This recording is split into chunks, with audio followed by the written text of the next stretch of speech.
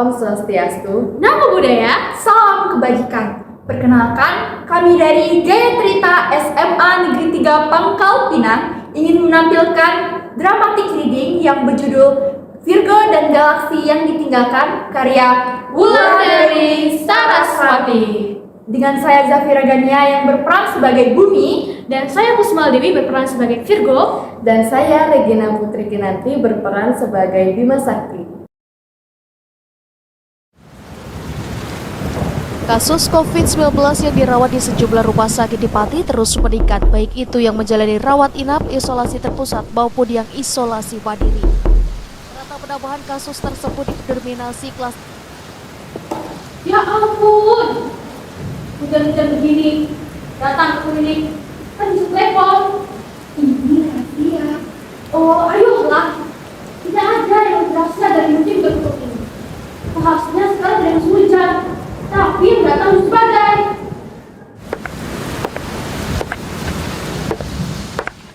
Kau basah sekali, Bumi. Benar, kau Bumi. Ya, maaf. Mau teh? Tunggu sebentar ya. Kebetulan aku sedang merasa air.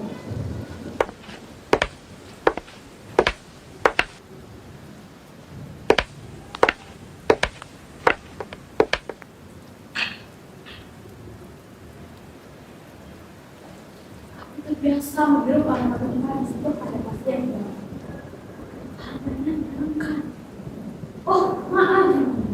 Ternyata gasnya habis. Nanti Bima Sakti suamiku yang akan membawakan teh. Jangan sungkan ya. Lagipula aku dan suamiku sudah lama kenal kamu. Sudah berapa tahun kayak kita tidak bertemu. Jadi ini masih kita bekerja sama dulu.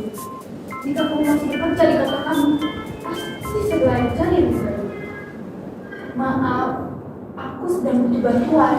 Aku mau aborsi. Hah? Maaf, itu tidak ada dalam penawaran dan tidak ada yang perlu bayar. Maukah kau melakukannya? Aku takut mengecewakannya.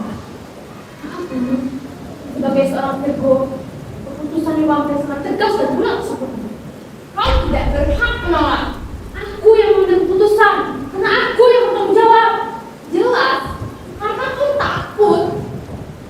Maaf, aku tidak akan mendapat resiko. Baik, lebih baik aku buang jangan banyak yang buku ya. Jadi kau bersedia? Tidak juga. Dengar, kau pikir mudah melakukannya? Bayangkan kalau suatu desa akan mengadakan acara besar untuk kematian di desa itu. Satu desa sudah tahu aku positif COVID. Namaku sudah tercemar. Tak banyak orang dekat. Aku dikucilkan. Ini wabah. Terlebih ibu hamil yang mudah besar.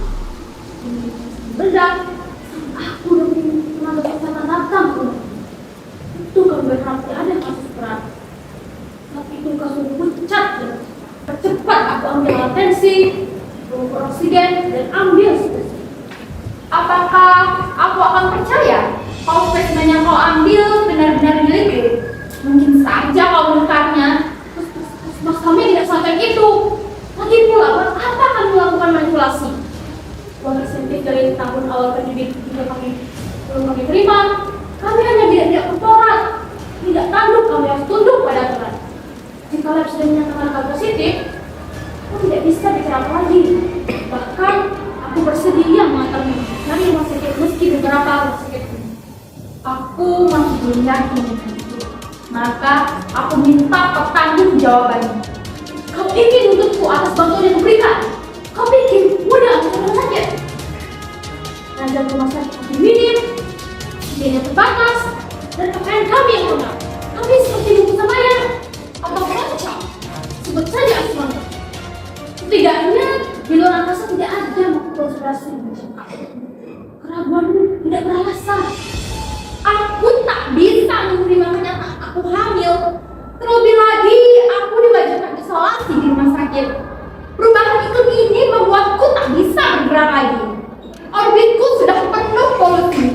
Sungguh sulit menjadi orang yang dikucilkan. Bukan karena kesalahan yang kubuat. Bahkan kehamilan ini bukan yang kuharapkan. Kau harus membantuku. Aku seperti menjadi meteor, sangat mengguncang. Hatiku terbakar mendapat serangan dan dentuman dari orang-orang. Mereka berlidah api, Bukan saja untuk menyalakan emosi. Kita hidup di poros kita. Di poros inilah kita mengambil keputusan. Betapa butuhnya kau sudah terpulih dari peristiwa kita. Betapa seluruh alam semesta ini dicintai. Lihatlah. Kau dikaruniai kehamilan. Kau adalah bumi yang akan selalu ditemani bulan. Betapa manisnya melihat setiap fase pertumbuhan bulan. Dia akan menghiburmu di setiap kegelapan. Percayalah. terdengar seperti memasukan ini sendiri. Bulan hanyalah bulan yang selalu menghidupi bumi, seolah cemerlang, namun menawan. Nampaknya kita berada di planet berbeda. Aku sulit menentukan pikiranmu. Sudahkah kau menemui bila jadi itu dimusnahkan? Terlebih lagi saat menjadi itu mulai sayang tanpa gravitasi dan tak tahu arti yang pasti. Ibu berdosa. Dosa? Kau tahu, tidak punya keturunan juga sebuah dosa. Rumput akan tertelan lubang kita. Setidaknya aku revolusi. Ada banyak hal yang terjadi di hidupku. Kini aku telah pulih. Itulah dipanggilnya kesibukan suamiku. Pernikahan kami sangat bahagia. Dia banyak membantu penyembuhan kita.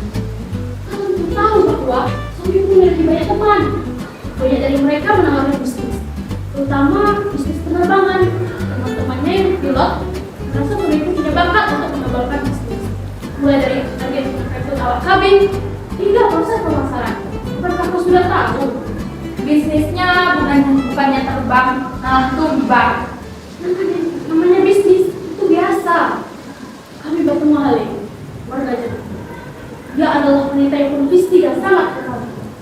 Setelah banyak diskusi dengannya, alhasil kami bisa menjadi agen penerbangan yang kompeten. Ya, meskipun dia menghilang, saat itu pula bisnis kami bincang. Kami tak punya perlindungan. Terlebih hal itu memicu penyakit. Kenangan masa silam dan trauma yang kembali muncul. Hale, wanita yang datang seperti komet, mengikat dan mematikan. Ya, bagi kami fenomena komet hal itu sebuah pelajaran. Bagaimanapun benturan demi benturan pasti terjadi. Sama halnya dengan trauma.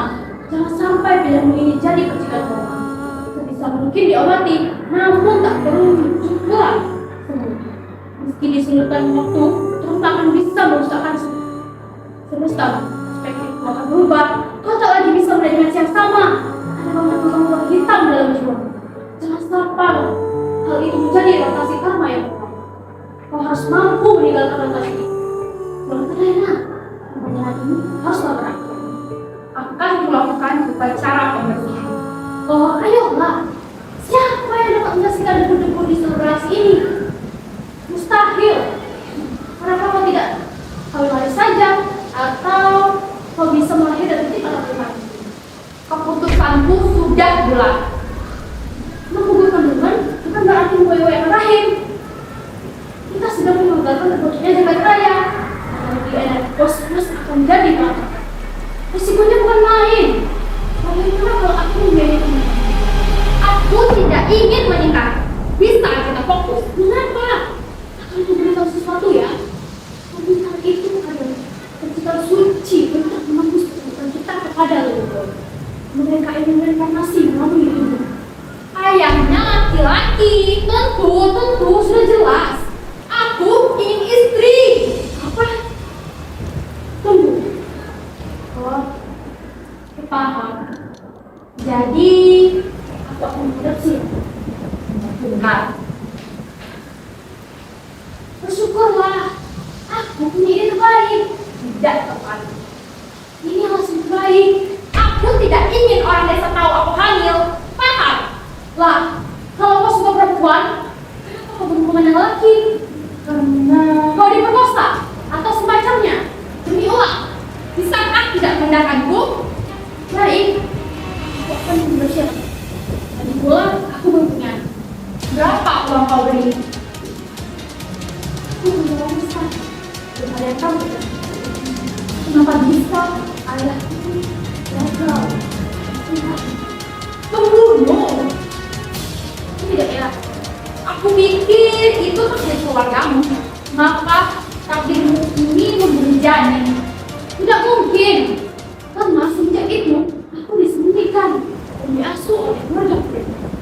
Oh, tidak heran aroma duka bertebaran. Kalau itu pengalaman bala. Agar aku melupakan kamu setiap kali itu. Sepertinya darah. Oh, takut darah. Bukan, hanya bayangan masa lampau. Bima Sakti yang datang membawa teman teh ke ruang praktik. Mendengar suara kesakitan Virgo, Bima Sakti bergegas mendekati istrinya. Bima Sakti segera memeluk Virgo yang sedang panik. Hei, ada apa? Ayah, kau datang. Kau melihat ayahmu lagi? Aku yakin kau datang sesudah mencuci tanganmu. Ayah, duduklah. Tenanglah, tenang. Virgo berdiri perlahan sambil mencium aroma di sekeliling tempat itu. Tunggu, ku nyalakan dupa lagi. Apa yang terjadi? Apa yang kau bicarakan padanya? Sama seperti yang kau minta. Dia tidak bisa membicarakan darah. Dia bidan, lahiran, dan darah. Dia hanya memeriksa kandungan dan memberi obat. Tapi kamu minta aku datang Untuk memeriksa saja. dan benar persis seperti dugaan. Dia ingin mengadopsi. Terima saja. Aku justru ingin aborsi. Atur napasmu. Aroma cendana ini akan sangat membantu. Kasus parah tidak? Kau terluka. Sebaiknya kita panggil bantuan. Hentikan suara itu. Kau mendengar suara ayahmu lagi? Mereka datang kembali. Siapa mereka? Para pembunuh ayahnya. Bukankah ayahnya yang jagal? Ayahnya dijebak. Siapapun bisa dituduh dan menuduh. Politik tergoreng, tidak menarik, tapi disantap setiap hari. Sudahlah, sudah. Itu sudah berlalu. Jadi, rumor selama ini salah. Ayahnya adalah anak buah Bangku Suteja, penguasa Bali pada tahun 65. Banyak yang menyayangkan ayahnya bergabung dalam politik. Meski berpuluh tahun berselang, ayahnya menjadi buronan dari pihak lawan. Ayahnya bersembunyi di desa ini, desa Serampingan Tabanan. Siapa yang membunuh? Sewaktu itu, persaingan antar bangsawan di Bali membuat keluarga Virgo harus awas. Sebab, sebagai anak buah bangsawan, sangat berpotensi dijadikan bidak dan nyawa adalah bayaran atas pengabdian itu. Padahal, kejadiannya sudah lama, tapi dendam persaingan itu masih tersisa. Tidak ada sejarah yang berdarah. Aku sudah mendampingi Virgo cukup lama. Ayahnya yang saat itu sudah pensiun justru menjadi korban. Saat itu Virgo baru menginjak usia 18 tahun. Aku berusaha mendampinginya hingga kini. Aku tahu keluargaku banyak memfitnah ayahnya. Aku merasa bersalah. Maka kuputuskan menikahi Virgo demi menjaga harga dirinya. Dalam penyamaran, kami memutuskan mengubah nama kami seperti yang kau kenal sekarang. Sebuah kertas yang berulang, membosankan, sungguh. Mereka bilang, ayahku orang ini. Mereka datang. Mereka membawa obor dan tali gantung. Hei, maafkan situasi itu. Mereka membunuh ayahku. Bermaksiat, menunjukkan ayahku sebagai pembunuh. Itu bukan salahmu. Benar, itu semuanya aku. Mereka datang. Tenanglah, itu hanya pengulangan dalam pikiranmu. Tapi ini benar. Rasanya sama seperti saat mereka menghukum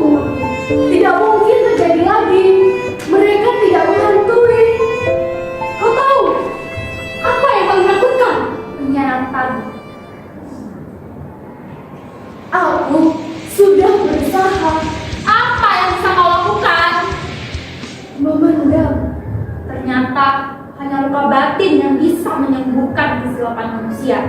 Maafkan aku. Dengar. Anda akan menunjukkan siapa saja sebagai pengkhianat. Perasaan itu seperti tak asing. Itu kutukan keenam. 5 kali. Baik, kau ada waktu menghitung di saat berikut.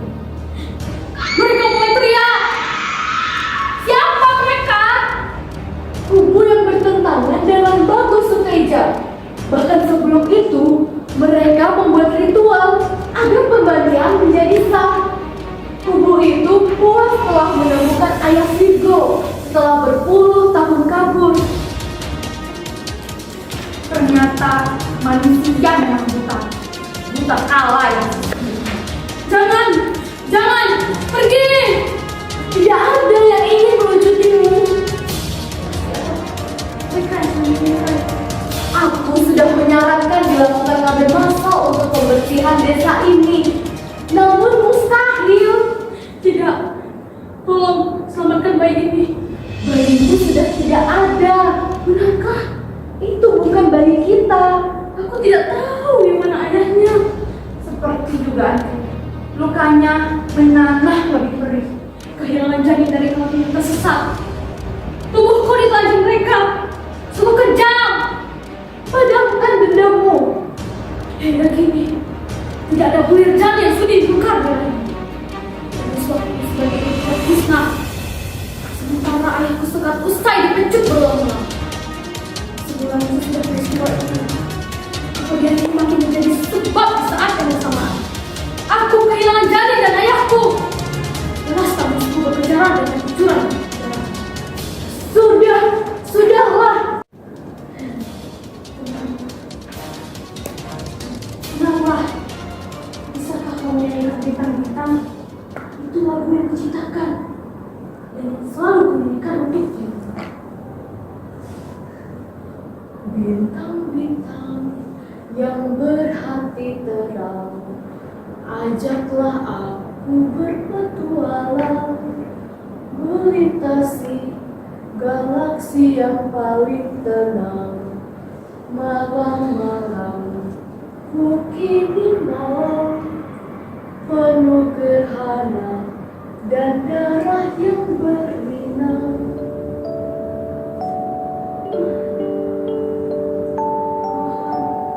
Jangan seperti itu.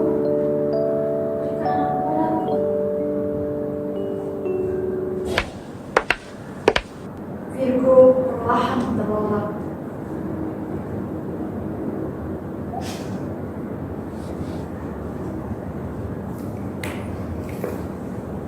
Kembalikan dia ke rumah sakit. Aku muak dengan permintaannya. Lebih baik tidak ada yang tahu. Tahun lalu dia baru pulang dari rumah sakit jiwa. Dokter mendiagnosis dia mengidap bipolar akibat pasca trauma. Daripada satu desa gempar lagi dan menuntut hukuman palsu untuknya, lebih baik merawat sendiri. Aku biarkan dia sibuk membantu orang, bekerja lagi di puskesmas dan membuka kliniknya kembali. Semenjak pandemi ini, dia menemukan kembali makna kehadirannya di dunia. Ia sangat bahagia bisa membantu menyembuhkan orang. Aku harap dia benar-benar pulih. Sampai kapan kamu memanipulasi emosinya? Soal peduli, tapi menyakiti. Kacau. Yang menyarankan ini semua adalah kau. Benar-benar kacau. Berikan aku uang, aku gugurkan di lain tempat. Kau tahu, aku sedang payurit. Kau tahu, aku tidak menginginkan ini. Kau menjebakku agar kekasihmu Hale itu bisa melarikan uang dan anak buahku, wanita kejam. Sebelum proposal bisnis itu jatuh ke tangan yang salah, aku sudah memperingatkanmu untuk tidak bermain-main dengan anak buah Hale. Bagaimanapun, aku masih pada keputusanku untuk tidak mengakui itu. Aku hanya mau uangku. Hale mengatakan akan memberikanku keuntungan. Nyatanya hanya buntung. Aku yang bunting, kenapa kau yang buntung? Dengar, betapapun kau mencintai Hale, Kau hanya akan tetap dijadikan alat oleh wanita berbisa itu. Itikat baik hal kau sia-siakan. Dia memberi modal. Manipulatif. Kau membuat Khalid pergi dari hidupmu. Kini dia tidak ingin memberikan uang. Ini ulahmu. Sadarlah, kau seorang Bima Sakti, tetapi ternyata selalu mengaku sebagai korban. Sungguh lemah. Kau hanya bisa meminta maaf atas segala kelalaianmu.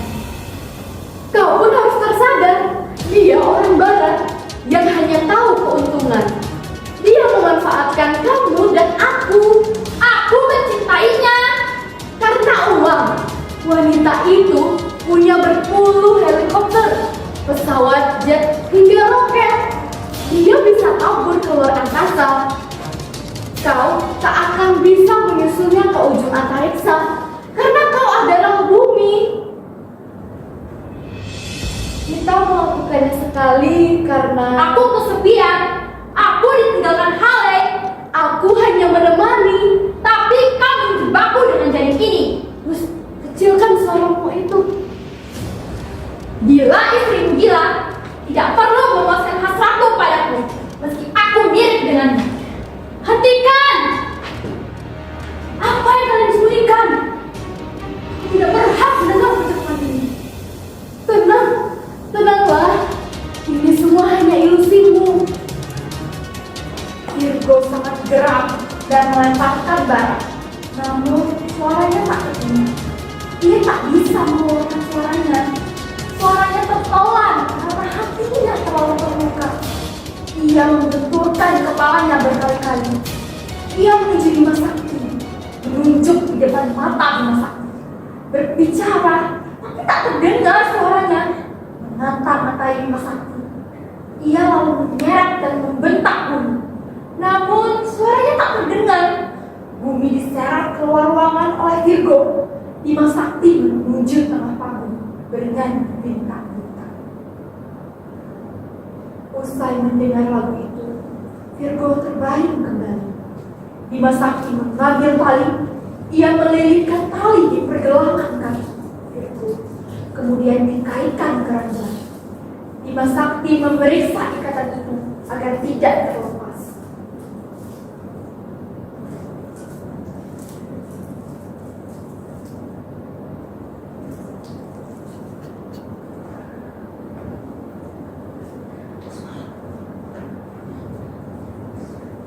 Bangunlah, ada bintang jatuh. Itu, lihat di langit barat. Dari jendela ruangan praktik ini, kita bisa melihat dengan jelas. Bintang telah datang menemanimu. Dia akan mengajakmu menuju galaksi yang paling jauh. Komet itu pertanda malapetaka.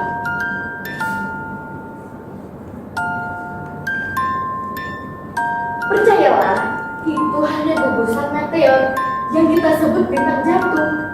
Orang-orang selalu berdoa, mengirim harapan yang dipikir akan jadi kenyataan. Mengecewakan, itu hanya mitos. Siapa kau? Masih suamimu. Pantas aku lupa. Kau berani mingkatku. Begitukah suami? Maaf, aku memang Mengecewakan. Aku belum sampai ke bagian paling negeri. Itu jangan tahu identitasku seorang bidadari. Untuk dia tahu aku masak pelan di depan putraku. Orang-orang akan memanggilku bila ingin meriksa kandungan. Demam, diare, masuk angin. Sampai yang perlu ini ada yang minta aborsi. Tenanglah. Baik, aku tenang. Tapi meski aku hanya temani dua, aku juga tahu tekniknya. Meski begitu, aku lebih banyak mempelajari Bima Sakti keluar. Iya. Jika dia membayarku, kenapa aku tidak melakukan saja yang diminta? Masalahnya, aku tidak punya, dia tidak punya uang. Iya, bisa jadi dia simpanan aku. Baiklah.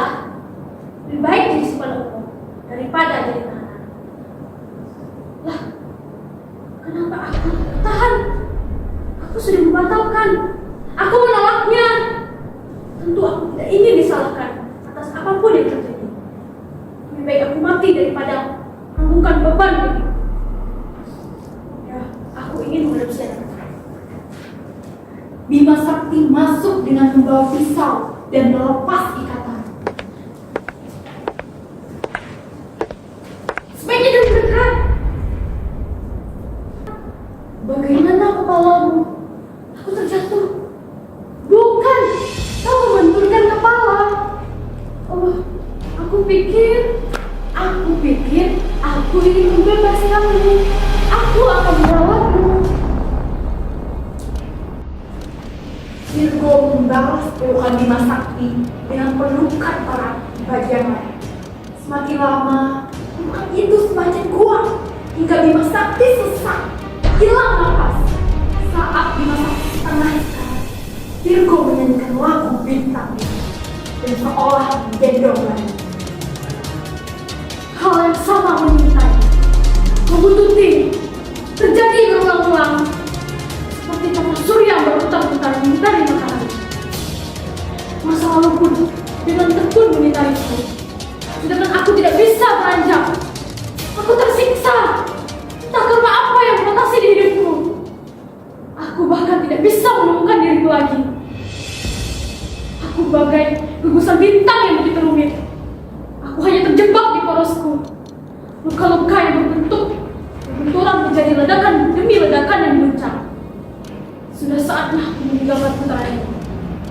Sudah waktunya galaksi ini kutinggalkan. Aku bebas. Aku telah siap berlana ke semua penjuru antariksa. Lampu pagi perlahan meredup. Virgo menyanyikan lagu bintang-bintang sambil meninggalkan ruangan.